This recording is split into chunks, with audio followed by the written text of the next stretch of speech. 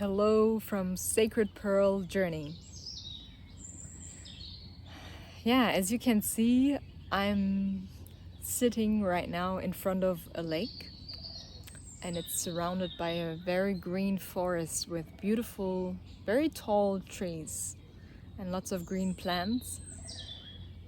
And this is a reminder to go outside, ideally on a daily basis.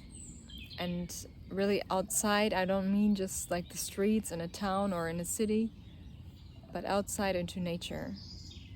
It's so rejuvenating to be in this frequency, in this green frequency through the plants and the trees. And it has like a very strong healing attribute, refreshing, rejuvenating. And of course, there we have also the water element, color blue. Although here it maybe it doesn't look the bluest, but it has also like a very deeply relaxing impact. So put on your shoes and get out in nature.